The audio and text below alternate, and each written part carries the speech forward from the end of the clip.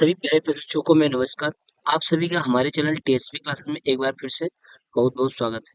तो दोस्तों आज हम इस वीडियो में बात करने वाले हैं यूपी डीएलएड अर्थात बीटीसी फर्स्ट सेमेस्टर माफ करिएगा थर्ड सेमेस्टर के चतुर्थ प्रश्न पत्र मैथ के बारे में बात करेंगे। तो आज हम जो इस क्लास में बात करेंगे वो प्रश्न नंबर 36 से बात होगा। इसके पहले 35 क्वेश्चन तक आपको कराया जा चुका है। अगर आप 35 क्वेश्चन तक नहीं देखे होंगे तो टीएसपी के प्लेलिस्ट पे जाइए, वहाँ राजन सीरीज के नाम से प्लेलिस्ट बनी हुई है और उस प्लेलिस्ट को वहाँ उस प्लेलिस्ट से क्लास को देख सकते हैं। तो जैसा कि आपको पता है कि धीरे धीरे आप लोग एग्जाम के नज़दीक आते चले आ रहे हैं और मई आपका फाइनली ख़त्म हो चुका है। अब जो स्टार्ट हो रहा है इसमें जून स्टार्ट हो गया है और आई थिंक जैसा कि बताया जा रहा है कि जून के लास्ट वीक से आपका एग्जाम होगा। तो आप लोग बिल्कुल तैयार हो जाइए क्योंकि समय बिल्कुल भी नहीं है। जैसे ही चुनाव खत्म होगा और मतगणना खत्म होगा वैसे ही आपके डेट का अनाउंसमेंट कर दिया जाएगा। ठीक है, तो चलिए हम लोग स्टार्ट करते हैं क्वेश्चन नंबर 36 से। क्वेश्चन क्या कह रहा है, देखिए 36 नंबर ये कह रहा है कि संख्या 1 से 20 तक की सम संख्याओं का समांतर माध्य ज्ञात कीजिए। यानी इसमें सम संख्याओं का समांतर माध्य पूछ रहा है। ये प्रश्न 2019 में आया हुआ है। तो सम संख्याओं का समांतर माध्य, तो आपको पता है कि समांतर माध्य का फार्मूला क्या होता है। देखिए समांतर माध्य बराबर होता है सभी पदों का योग, सभी सभी पदों का योग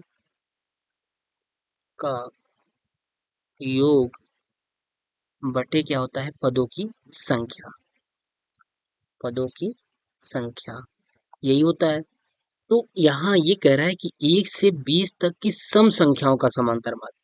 तो 1 से 20 तक की जितनी सम संख्या है उसको हम लिख लेते हैं।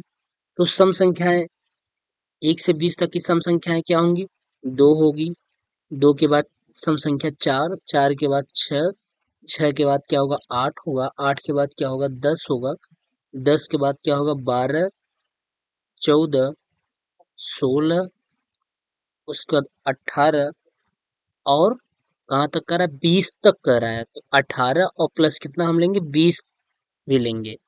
तो अब बटा कितना हो जाएगा, बटा पदों की संख्या गिन लीजिए। आई थिंक पदों की संख्या 10 होना चाहिए। 1 2 3 4 5 6 7 8 9 10 बटा पदों की संख्या कितनी हो गई 10 हो गई। ठीक है, पदों की संख्या हमारी 10 हो गई। अब हम इसके ऊपर वाले को जोड़ लेते हैं। जब जोड़ेंगे तो 4 2 6 6 12 8 20 20 10 30 30 10 30 10 40 2 42 42 और 10 52 52 10 62 62 और 4 6 6 4 10 62 10 72 72 8 80 10 90 90 और 20 90 2 110 हो जाएगा। 110 110 के बटा कितना हो गया 10 हो गया। जब 110 के बटा 10 हो गया तो ये जीरो से जीरो क्या हो जाएगा कैंसिल हो जाएगा, आएगा कितना 10 आ जाएगा। यही आपका समांतर माध्य जो है आ गया। समांतर माध्य, समांतर माध्य बराबर कितना आ गया, समांतर माध्य बराबर 10 आ गया। यही आपका क्या हो जाएगा आंसर हो जाएगा, उत्तर हो जाएगा। बस इतना ही कह रहा था, वही कह रहा था संख्या 1 से 20 तक की सम संख्याओं का समांतर माध्य ज्ञात कीजिए। तो आप फार्मूला अगर आपको याद है और आपका कॉन्सेप्ट क्लियर है कि कैसे लगाया जाता है तो बड़ी आसानी से सवाल आ जाएगा। और ये सवाल आपका 2 नंबर का है। बताइए क्या दिक्कत है इसमें, कुछ भी दिक्कत नहीं है, बस फार्मूला पता होना चाहिए। ठीक है, चलिए अगले प्रश्न की हम बात कर लेते हैं। ये भी प्रश्न 2019 में पूछा गया है। निम्नलिखित घातांकी रूप को लघुगणक रूप में प्रदर्शित कीजिए। कह रहा है निम्नलिखित घातांकी रूप को लघुगणक के फॉर्म में चेंज करना है। पहला क्या दे रखा है, पहला दिया हुआ है 13 का स्क्वायर बराबर कितना 169, ये दे रखा है। इसको किस में चेंज करना है, लॉगरिथम के रूप में चेंज करना है। चलिए लॉगरिथम के रूप में चेंज करना। देखिए हमने आपको लघुगणक पढ़ाया है और लघुगणक में ये बताया था कि अगर घात के रूप में दिया हुआ है और लाग में चेंज करना है तो कुछ भी बहुत ज्यादा कुछ भी नहीं करना होता है। सबसे पहले आपको करना क्या होगा कि लाग के रूप में चेंज करना है तो लाग तो लिखना ही पड़ेगा। तो हम यहाँ क्या लिख लेंगे, सबसे पहले आप लाग लिख लीजिए। ठीक। उसके बाद इस 13 के स्थान को ऐसे रहने दीजिए, 13 यहीं रहने दीजिए। और ये 2 चला जाएगा कहाँ, 169 के पास, और 169 चलाएगा 2 के पास, तो यहाँ हो जाएगा 169। और बराबर कहाँ चलाएगा, ये 2 चलाएगा यहाँ पे। बस इतना ही करना होगा, यही आपका आंसर हो जाएगा। इसमें और कुछ भी नहीं करना होगा। 13 अपने स्थान पे ही रहेगा। बस स्थान प्लेस चेंज हुआ किसका, इस 2 का और इस 69 का, और आपस में ये प्लेस को चेंज कर लेंगे। 2 चला आएगा 169 के पास और 169 चला जाएगा 2 के पास। 2 चला आएगा 169 के पास और 169 चला जाएगा 2 के पास। बस इतना ही करना होगा, यही आपका क्या हो जाएगा, आंसर हो जाएगा। चलिए अगला प्रश्न क्या कर रहा है, दूसरा वाला क्या दे रखा है, दे रखा है 10 की पावर -3 दिया हुआ है, इक्वल टू 1/10 की पावर 3 दिया हुआ है। ठीक है, ये चीज है। तो इसको भी log के फॉर्म में चेंज करना है। तो log के फॉर्म में चेंज करने के लिए आपको क्या करना होगा, सबसे पहले आप log लिख लीजिए। चलिए हमने log लिख लिया है। उसके बाद हमने क्या बताया आपको कि इस 10 को यहीं पे रहने दीजिएगा। चलिए हम 10 को यहीं पे रहने देते हैं। और इस 1/10, टोटली 1/10 को हम ले जाएंगे -3 के पास। तो यहाँ हम लेके चले आएंगे 1/10 के पावर क्या हो जाएगा, 3 हो जाएगा। और बराबर अब कर लेंगे, ये -3 यहाँ चलाएगा।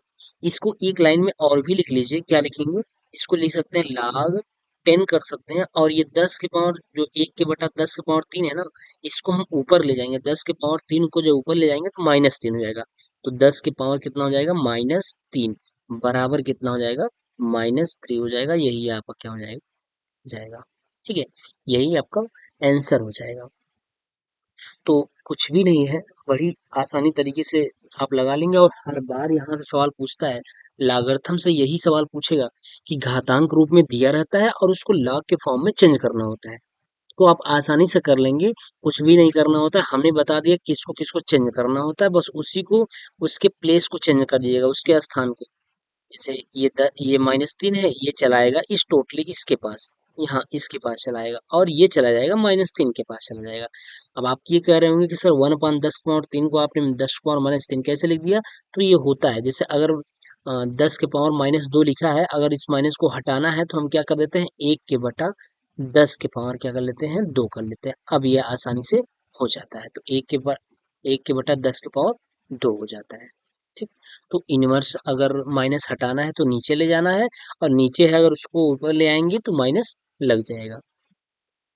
चलिए नेक्स्ट क्वेश्चन क्या कर रहा है, कह रहा है एक समद्विबाहु त्रिभुज के समान कोण तीसरी कोण से 4 गुना है, तो त्रिभुज के तीनों कोणों का माप ज्ञात कीजिए।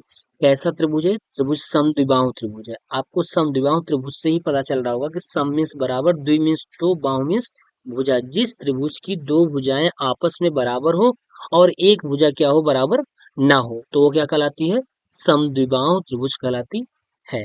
ठीक है, चलिए हम यहाँ पे समद्विबाहु त्रिभुज बना लेते हैं पहले, कुछ इस तरीके का।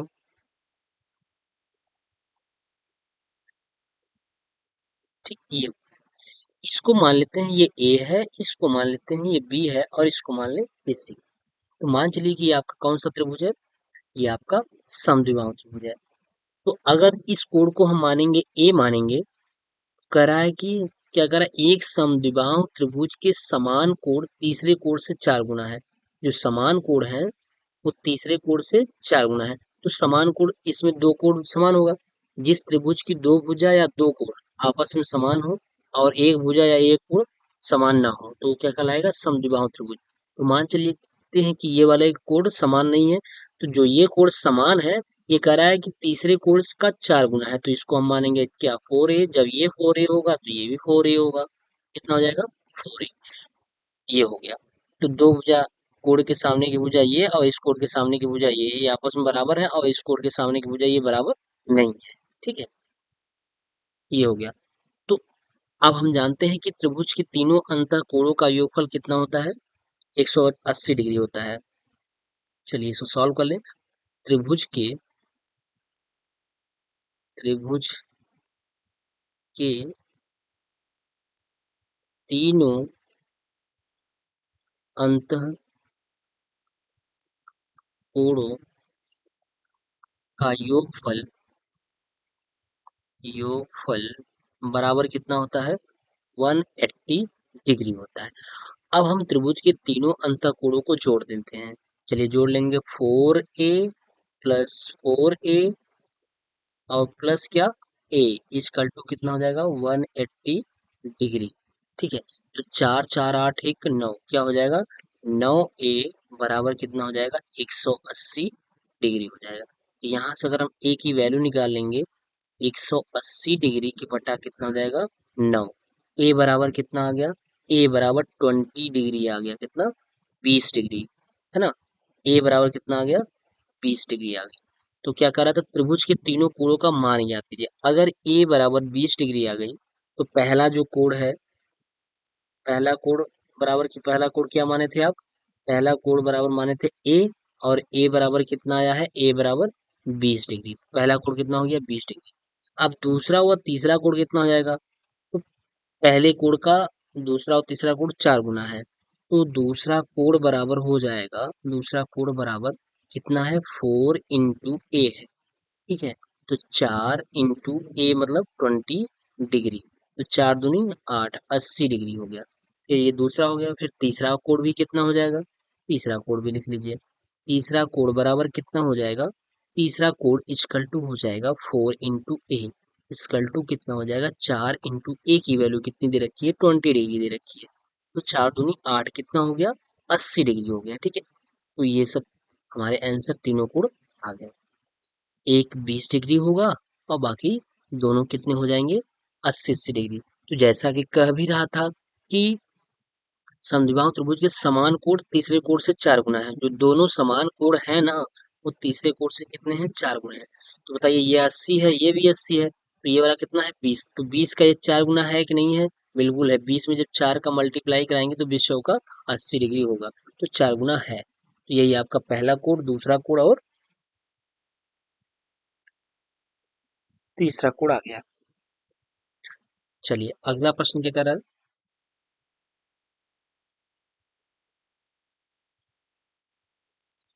अगला प्रश्न दिया हुआ है, दो घन जिनमें प्रत्येक का आयतन 1728 सेंटीमीटर है, उनके सिरों, उनका प्रत्येक आयतन 1728 घन सेंटीमीटर होना चाहिए।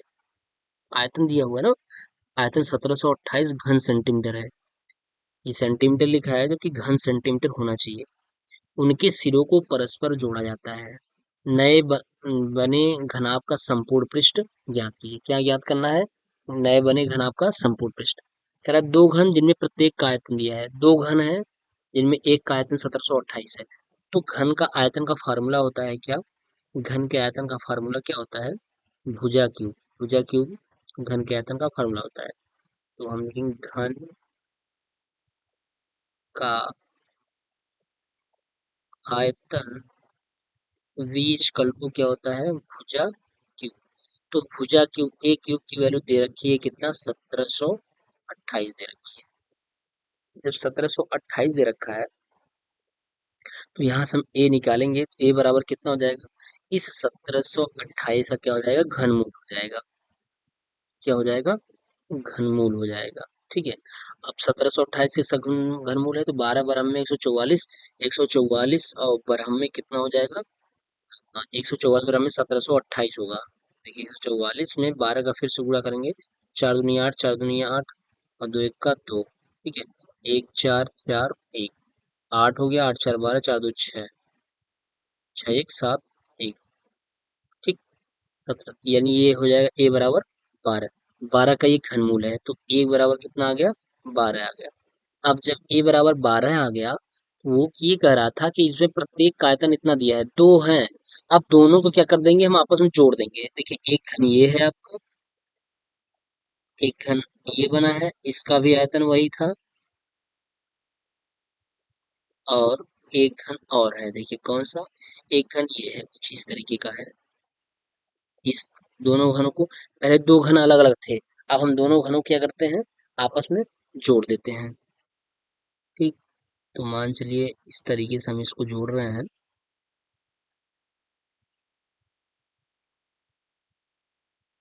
ठीक, ये हो गया। ये जुड़ गया। ये इन दोनों को हम क्या कर दिए, जोड़ दिए। जब इन दोनों को आप जोड़ेंगे तो इसकी केवल लंबाई बढ़ेगी बस, लंबाई दूनी हो जाएगी, बाकी चौड़ाई भी वही रहेगी, ऊंचाई भी वही रहेगी। तो इसमें केवल लंबाई बदल जाएगी। लंबाई क्यों बदल जाएगी? क्योंकि अगर घन है तो ये भी 12 होगा, और बी भी 12 होगा, और एच भी 12 ही होगा। लेकिन अब ये जो 12 ये था और 12 ये भी तो है ना, दो घन थे, दोनों घनों का आयतन दे रखा था। सेम घनों का, जो दोनों घन है उनका आयतन सेम है। तो जब ये 12 हुआ और ये 12 हुआ तो टोटल लंबाई कितनी हो गई, 24 सेंटीमीटर हो गई। कितनी हो गई, 24 सेंटीमीटर। ठीक, ये हो गई लंबाई 24 सेंटीमीटर हो गई, चौड़ाई 12 सेंटीमीटर रहेगी, और ऊंचाई हमारी कितनी रहेगी, 12 सेंटीमीटर ही रहेगी। तो यहाँ से हम घन का संपूर्ण पृष्ठ, घनाभ का संपूर्ण पृष्ठ निकाल लेते हैं। अब ये घनाभ बन गया, देखिए ये पूरा इतना, ये क्या हो गया, घनाभ बन गया। जब दोनों घनों को हम जोड़ देते हैं तो वो दोनों घन किसका आकार ले लेते हैं, घनाभ का आकार लेते हैं। तो घनाभ का संपूर्ण पृष्ठ क्या हो जाएगा, घनाभ का संपूर्ण पृष्ठ, घनाभ का संपूर्ण पृष्ठ बराबर 2 LB plus BH plus HL, ये होता है। तो क्या हो जाएगा, 2 इंटू L की वैल्यू कितनी दे रखी है, L 24 दिया है, L 24 हो जाएगा, इंटू B का मान कितना हो जाएगा, 12 हो जाएगा, प्लस B का मान 12 है, इंटू B का मान, इंटू H का मान 12 है, इंटू H का मान 12, L का मान 24। अब हम गुणा कर लेंगे इसको, 2 इंटू, ये हो जाएगा 12 चौक 48 का 8 हाथ लगा 4, 12 दूना 24, 24 4 28, 288। 12 चौक 48 का 8 हाथ लगा 4, और 12 दूना 24, 24 4 28। ठीक है, 288 हो गया, और प्लस 12 बार हमें 144 हो गया, और सॉरी, फिर उसके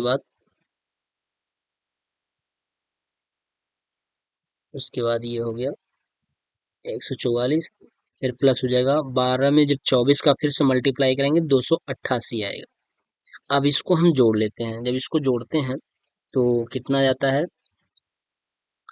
आ, ये हो जाएगा 8 4 12, 12 8 20 का 0 मतलब 2, 8 4 12, 2 18 18 20 का 0, हाथ लगा 2, 2 1 3 2 5 2 7, कितना हो गया, 7, 700 हो गया। ठीक,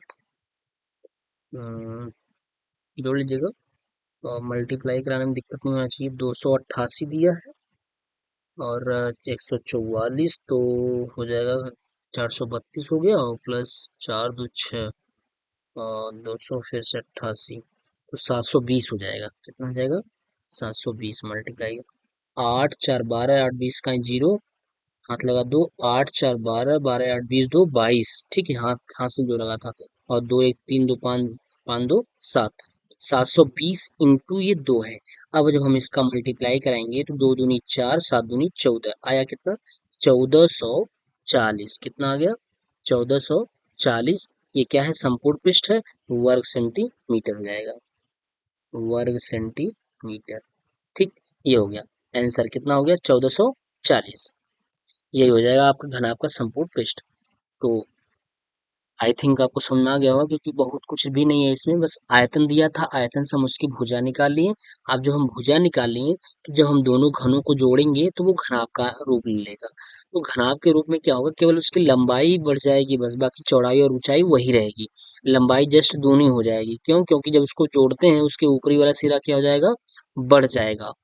ठीक है, अब वो घनाभ का रूप ले लिया। घनाभ का संपूर्ण पृष्ठ होता है formula 2 LB plus BH plus HL, यानी 2 लंबाई इंटू चौड़ाई प्लस चौड़ाई इंटू ऊंचाई प्लस प्लस ऊंचाई इंटू लंबाई। यहाँ पे मान हमने रख दिया और कैलकुलेशन कर दिया आगे। चलिए अगला प्रश्न क्या कर रहा है, 2022 में पूछा हुआ है, नीचे दी गई सारणी में आंकड़ों का समांतर माध्य ज्ञात कीजिए। क्या करना है, आंकड़ों का समांतर माध्य ज्ञात करना है। तो एक तरफ दे रखा है पथ और एक तरफ क्या दे रखा है, पथ के बाद क्या दिया है, बारंबारता। तो यहाँ हम लिख लेंगे क्या, बारंबारता। ठीक। और उसके बाद इस पथ को मान लीजिए कि ये यक्स है, ये पथ यक्स है और ये क्या है, बारंबारता यफ है। तो इसके बाद जो निकालेंगे वो हो जाएगा एफ इंटू यक्स, हम निकालेंगे। चलिए, तो ये हो जाएगा,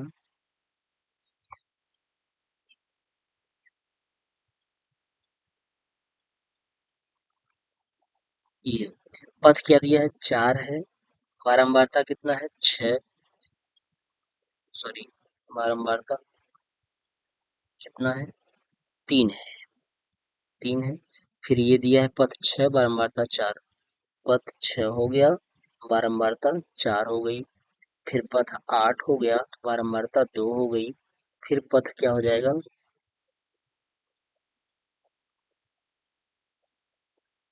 फिर पथ दे रखा है 8 2 10 2, 10 है और ये 2 है। फिर उसके बाद 12 6, क्या दे रखा है, 12 है और ये 6 है। फिर 14 और 8 है, कितना है, 14 और 8 है। ठीक, ये है। अब यहाँ पे क्या करेंगे हम, पथ यक्स और बारंबारता यफ में मल्टीप्लाई करेंगे, यानी एफ इंटू यक्स निकालेंगे। तो 4 और 3, 4 का जब 3 में मल्टीप्लाई कराएंगे तो 12 हो जाएगा और 6 चौके 24 हो गया, 8 दूनी 16 हो गया, 10 दूनी 20 हो गया, 12 छंग 72 हो गया और उसके बाद आपका ये हो जाएगा क्या, 12 छंग 72, 14, उसका 14 अट्ठे 112 हो जाएगा, 112। ठीक। अब यहाँ से हम, चूंकि फार्मूला जो हमारा होता है, फार्मूला ये होता है, समांतर माध्य बराबर क्या हो जाता है इसके लिए, जब ये अवर्गीकृत सारणी दिया है तब समांतर माध्य बराबर sigma F x, sigma F x बटा सिग्मा एफ, यही फार्मूला होता है। तो sigma F x, sigma sigma का मतलब होता है जोड़, तो यहाँ से हम इसका निकाल लेते हैं sigma F x, sigma F x बराबर क्या जाएगा, इसको जोड़ लेते हैं, 4 2 6 6 12, 12 2 14, 14 2 16, 16 का ही 6 हाथ लगा, 1 2 1 3 1 4 2 6, 6 7 6 13, 13 1 14, 14 और 14 और 1 15, 15 का ही 5, 15 का ही 5। जब 15 का ही 5 हो जाएगा उसके बाद हाथ लगा, एक, एक हाथ लग गया तो एक एक 2 हो गया, कितना हो गया, 256। सिग्मा एफ एक्स कितना हो गया, 256 हो गया। और यहाँ से हम सिग्मा क्या निकाल लेंगे, सिग्मा एफ निकाल लेंगे। सिग्मा एफ बराबर कितना हो जाएगा, 4 3 7 2 9 2 11, 11 6 17, 17 और 8 53, नो सॉरी 17 8, आपका 17 3 30, 5 35 हो जाएगा, 17 3 20 और 20 5 25 हो जाएगा।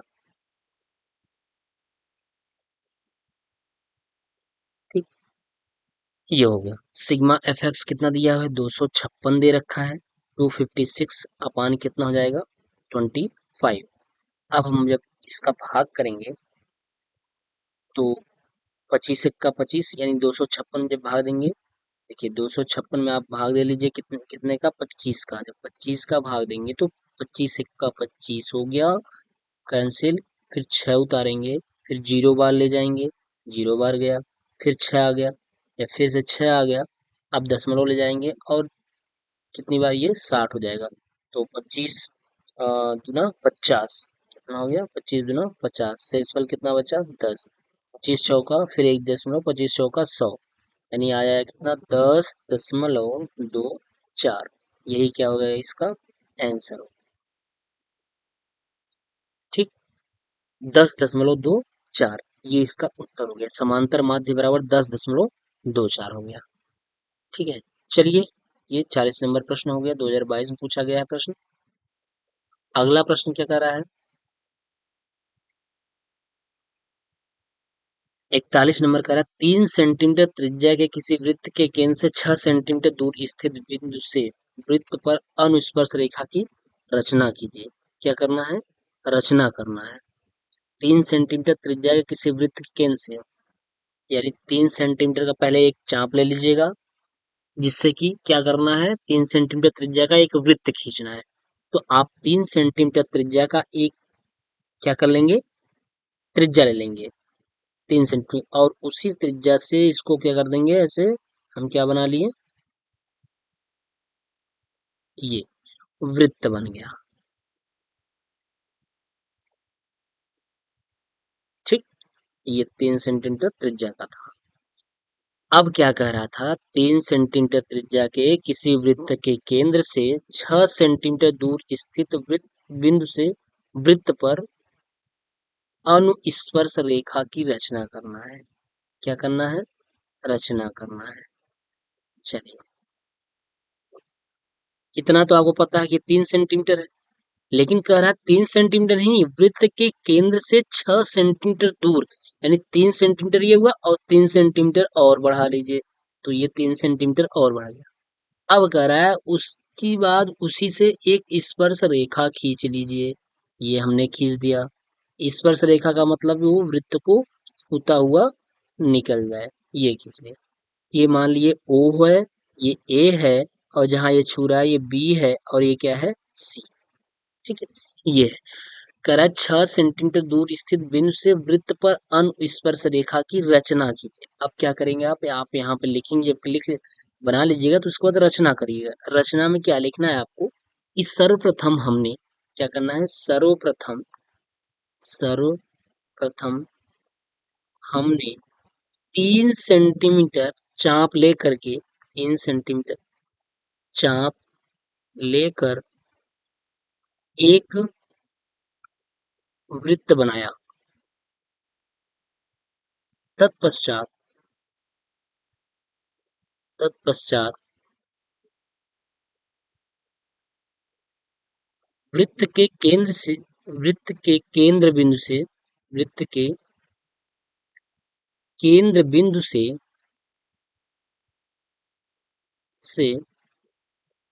केंद्र बिंदु ओ से केंद्र बिंदु ओ से केंद्र बिंदु ओ से ओ से 6 सेंटीमीटर 6 सेंटीमीटर, केंद्र बिंदु ओ से 6 सेंटीमीटर की दूरी खींचा, जो हमें बिंदु ए पर बिंदु ए पर प्राप्त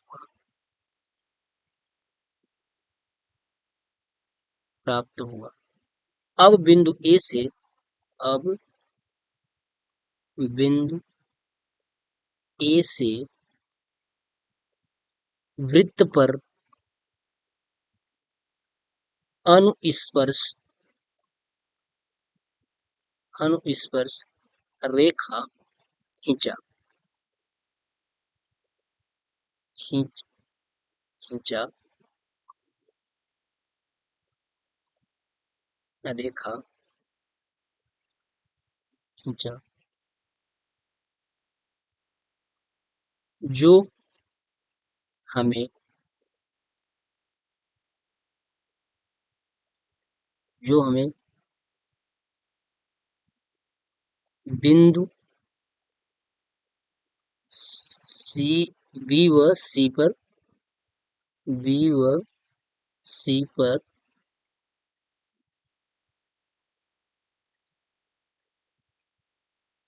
जो हमें इस तरीके से देखिए, जो हमें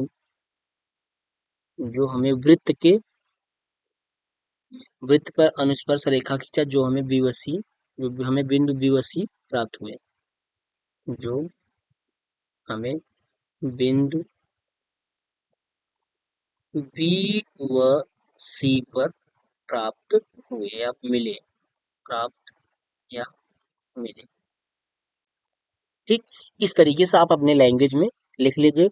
जैसे जैसे आप बनाए रहिए, चाहे वो कोड हो चाहे वो वृत्त की अनुस्पर्श रेखा हो, जैसे जैसे आप चीजों को खींचे रहेंगे, सर्वप्रथम आप क्या कर रहे हैं, सबसे पहले क्या कर रहे हैं, जिस जिस तरीके से आप उस चीज को बनाए रहेंगे उसी तरीके से आप उसको रचना में लिख देंगे।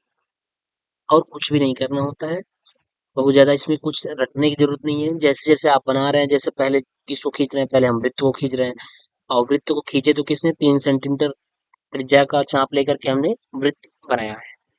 ठीक, चलिए अगला प्रश्न क्या कर रहा है, यदि a equal to x such that x square minus 5x+6 के गुणनखंड, फिर b इक्वल टू समुच्चय दिया है b इक्वल टू x+2 और x-3, तो a union b, a intersection b और a यूनियन b ये पूछ रहा है। तो देखिए a बराबर क्या दे रखा है, x such that x square minus 5x+6, तो हम a बराबर पहले ले लेते हैं क्या, एक्स स्क्वायर माइनस 5x और +6, इसको हम लिख लेते हैं क्योंकि आपका ये द्विघात समीकरण है। अब द्विघात समीकरण को दोस्तों हम सॉल्व कर लेंगे। ठीक है, जब द्विघात समीकरण को सॉल्व कर लेंगे तो ए के एलिमेंट्स आ जाएंगे, ए के वह एलिमेंट्स आएगा जो एलिमेंट्स बी टाइप में दिए हुए हैं। तो हम यहाँ से द्विघात समीकरण हल करेंगे तो 6 का ऐसा खंड करिए जोड़ने 5 आ जाए, तो 3 दूनी 6 और 3 दो 5, तो हो जाएगा x square minus 3x minus 2x और प्लस क्या हो जाएगा, 6 हो जाएगा। तो यहाँ से x जब कॉमन लेंगे तो क्या बचेगा, x माइनस 3 और माइनस यहाँ दो कॉमन लेंगे तो x, और ये प्लस ये माइनस इस प्लस को क्या कर देगा, माइनस कर देगा, माइनस 2 3 6, जो इस कोष्टक में है वही इस कोष्टक में है, दोनों में से एक को उतार लीजिए और एक x-2 हो जाएगा, यानी एक x-2 हो गया और अगला क्या हो गया, x-3 हो गया। ये अब हमारे सेट ऑफ थ्री समुच्चय a बराबर आ गया कितना, x-2 और कितना आ गया, x-3 आ गया, ये आ गया। ठीक, और समुच्चय b दे रखा है, समुच्चय b क्या दिया हुआ है, x+2 दे रखा है और x-3 दिया हुआ है। अब हम यहाँ से क्या करेंगे, अब जो पूछ रहा है उसको आप आसानी से निकाल लीजिए। पहले ए इंटरसेक्शन बी निकालिए, तो ए इंटरसेक्शन बी, आपको बताया गया है ए इंटरसेक्शन बी का सर्वनिष्ठ का मतलब ये हुआ कि जो दोनों में कॉमन बनता हो, तो दोनों में कॉमन क्या बन रहा है, x-3, तो इसका जो ए इंटरसेक्शन बी होगा वो उसका आंसर हो जाएगा x-3 हो जाएगा। क्या हो जाएगा, x-3 हो गया। ठीक, ये हो गया x-3 मझला कोष्ठक में, क्योंकि समुच्चय जो लिखा जाता है वो हमेशा मझला कोष्ठक में ही लिखा जाता है। अब हम निकालेंगे क्या, ए यूनियन बी, जब ए यूनियन बी निकालेंगे ना तो ये क्या हो जाएगा, ए यूनियन बी का मतलब ये होता है कि जो दोनों में हो सबको लिखना है, बस केवल रिपीट नहीं करना है, दोबारा नहीं लिखना है, बस यही चीज है। अब जैसे इसमें हम क्या लिखेंगे, सबसे पहले x-3 लिख लेंगे, x-3 हो गया। उसके बाद क्या हो गया, x-2 पहले लिख लीजिए, क्या लिख लेंगे, हम लिख लेंगे x-2, x-2 लिख लेंगे। फिर उसके बाद x-3 लिख लीजिए, x-3 लिख लिए। उसके बाद फिर हम क्या लिखेंगे, x+2, क्योंकि x-3 तो हम लिख चुके हैं, x-3 हम लिख चुके हैं, अब x+2 लिखेंगे, क्या हो जाएगा, x+2 हो जाएगा और ये मंझला कोष्ठक बंद। देखिए x-3 तो 2 बार है लेकिन हम लिखे एक ही बार है, वही चीज है कि ए यूनियन बी का मतलब होता है जो दोनों में हो सबको लिख लीजिए, सबको लिखिए, लेकिन रिपीट नहीं होनी चाहिए वो संख्या। तो इसमें हम रिपीट नहीं किए, सबको एक एक बार लिखे हैं, तो ये आपका उत्तर हो जाएगा, आंसर हो जाएगा। ठीक, ये हुआ। चलिए अगला प्रश्न क्या कर रहा है, 43 नंबर, ये 2022 में ये भी प्रश्न पूछा गया है। कह ये रहा है कि सरल कीजिए, क्या कीजिए, सरल कीजिए क्या दे रखा है, -3 के बटा 2 की पावर 2, फिर मंझला कोष्ठक, फिर बड़ा कोष्ठक, पावर -3। तो ये दे रखा है -3 के बटा 2 का होल स्क्वायर, फिर मंझला कोष्ठक बंद, उसके बाद बड़ा कोष्ठक के बाद क्या किया हुआ है, -3 दे रखा है घात। ठीक है, ये दिया हुआ है। अब देखिए ऐसे सवालों को आपको करना क्या है कि अगर ये स्क्वायर दिया हुआ है, अगर हम इसका स्क्वायर कर देंगे ना, तो माइनस का स्क्वायर कितना होगा भाई, माइनस का जब माइनस में 2 बार गुणा होता है तो क्या हो जाता है, वो प्लस हो जाता है कि नहीं हो जाता है, बिल्कुल। तो इसका हम स्क्वायर कर लेते हैं, इसका जब स्क्वायर करेंगे 3 का स्क्वायर कितना होगा, 3 त्रिक का 9, 9 के बटा कितना हो गया, 4 हो गया। और ये जो माइनस था, माइनस भी क्या बन गया, ये प्लस बन गया, माइनस भी प्लस बन गया। छोटा कोष्ठक हट गया, अब ये हो जाएगा मझला कोष्ठक, ये हो गया। उसके बाद अब हम क्या करेंगे, ये पावर कितना दिया है, -3 दे रखा है। जब पावर -3 दे रखा है तो क्या करेंगे, इस 9/4, यानी अब सीधा सीधा आप इसको इस तरीके से लिख सकते हैं, जो 9/4 है ना, इस 9/4 तो हम सीधा सीधा इसको सब कोष्टक से हटा के हम सीधा ऐसे लिख लेते हैं, 9 के बटा 4 के पावर कितना है, -3। अब इस -3 को अगर आपको प्लस बनाना है तो उल्टा कर लीजिए, लिख लीजिए इसको, हर को अंश बना लीजिए और अंश को हर बना लीजिए। तो क्या लिख लेंगे, 4 के बटा क्या कर देंगे, 9 कर देंगे। अब पावर कितना हो जाएगा, अब पावर 3 हो जाएगा। हमने उल्टा उलट दिया इसको, हर को अंश बना लिया, अंश को हर बना लिया। अब जो -3 था वो +3 हो गया। अब क्या करेंगे, 4 चौक 16 चौका 64, और 9 9 81 9 729, कितना हो गया, 729। यही आपका क्या हो जाएगा, आंसर हो जाएगा। ठीक, क्या हो जाएगा, यही यही आपका उत्तर हो जाएगा। ठीक है ना, तो ये आपका हो गया। चलिए अगला प्रश्न क्या कह रहा है, 2022 में ये भी प्रश्न पूछा गया है। कह रहा है एक शहर की जनसंख्या दिया हुआ है 10 लाख से बढ़कर 3 वर्ष में कितना हो जा रहा है, सैकड़ा, हजार, 10,000, लाख, 10 लाख, 11,57,625 ये हो जा रहा है।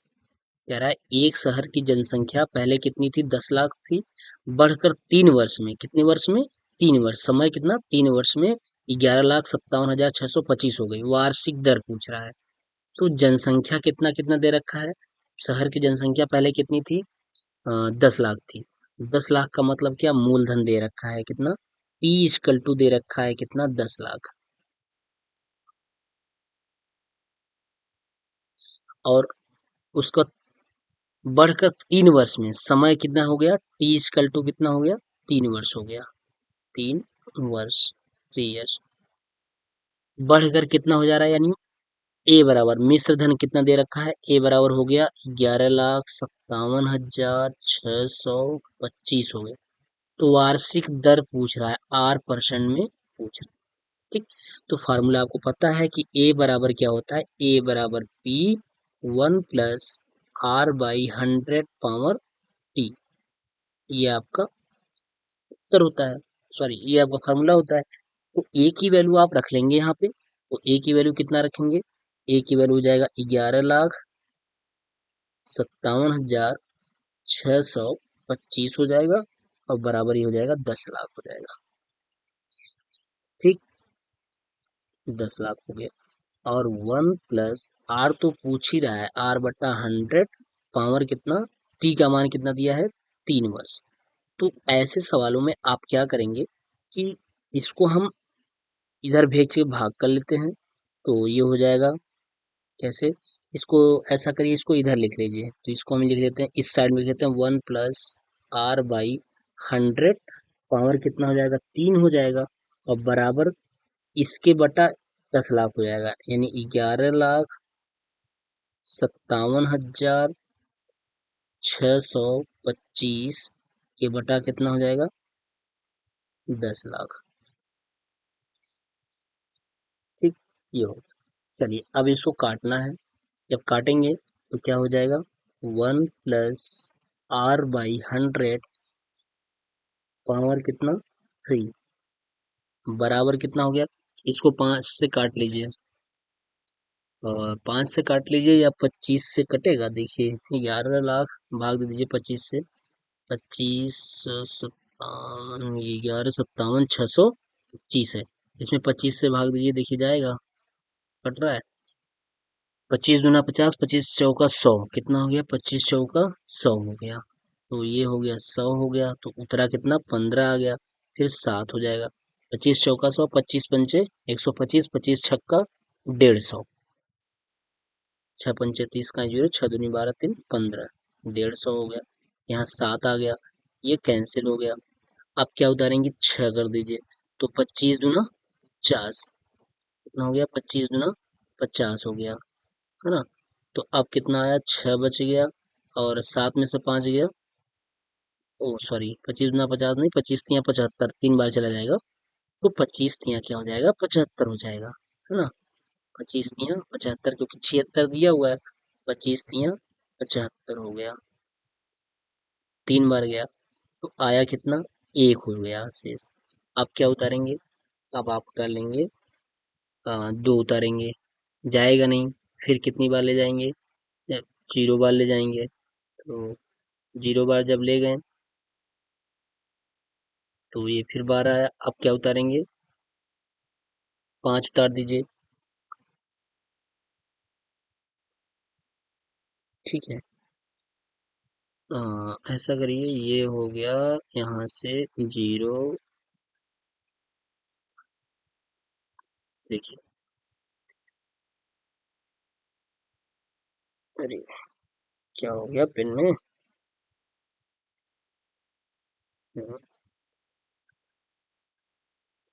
1 मिनट।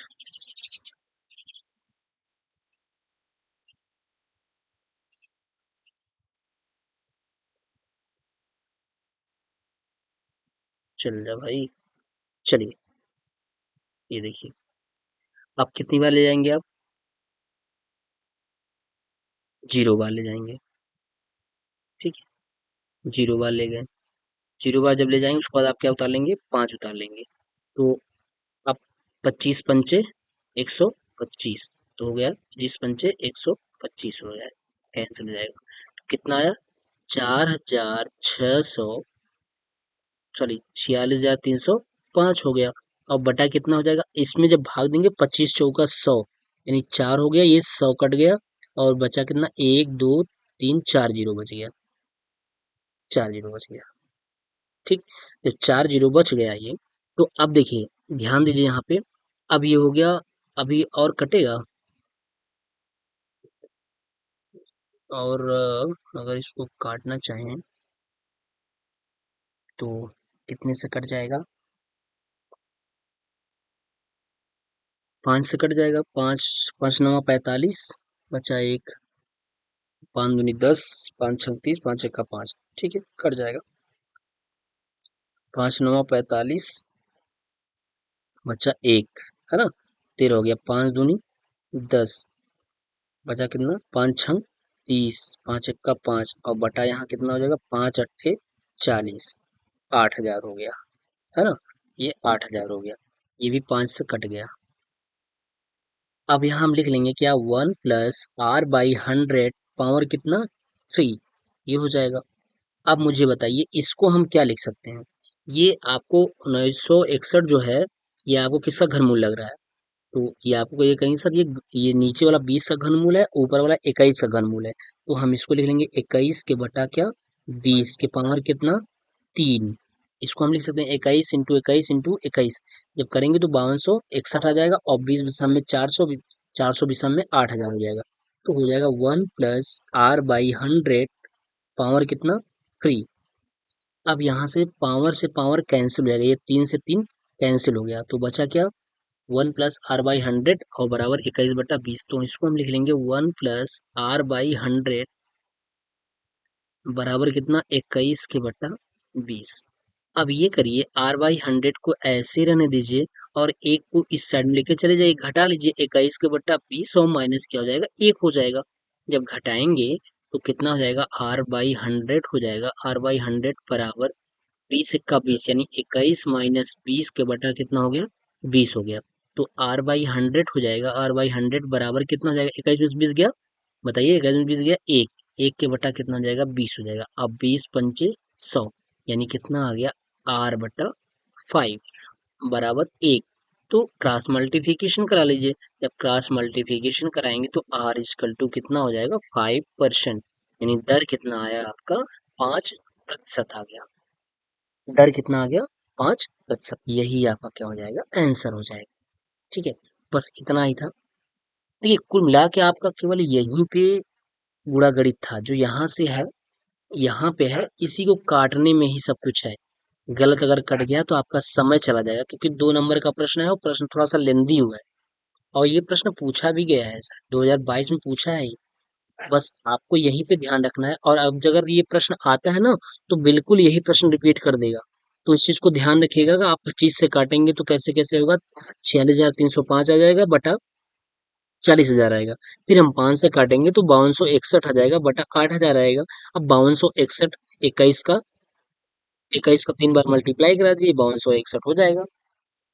21 का घनमूल होता है। 5261 का जो घनमूल होगा वो क्या कितना होगा? 21 होगा। 5261 का जो घनमूल होगा वो 21 होगा। 21 का क्यूब 5261 होगा। ठीक है, इस तरीके से प्रश्न हो जाएंगे। चलिए अगले प्रश्न की हम बात क्या करते हैं। अगला प्रश्न क्या है?